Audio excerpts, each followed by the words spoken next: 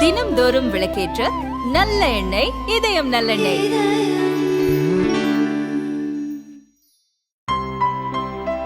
இனிமே கண்ணை மூடிட்டு கடலை எண்ணெய் வாங்கலாம். ஏன்னா மந்த்ரா கடலை எண்ணெய் இதயத்தின் தயாரிப்பு.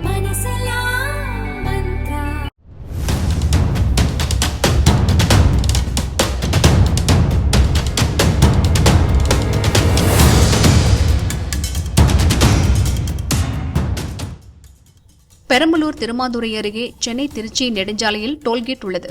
நேற்று மாலை திமுக கொடி கட்டிய காரில் சிலர் வந்தனர்.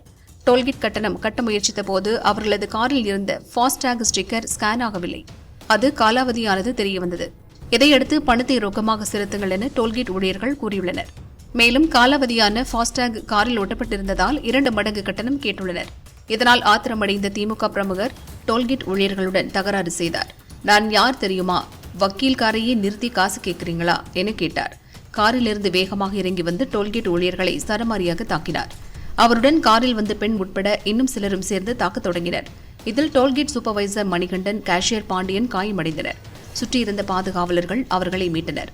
காரில் வந்தவர்கள் அங்கிருந்து தப்பினர். சம்பவம் குறித்து மங்களமேடு போலீசில் புகார் கொடுக்கப்பட்டது. டோல்கேட் ஊழியர்களை தாக்கியவர்களை சிசிடிவி காட்சிகளை வைத்து தேடுகின்றனர்.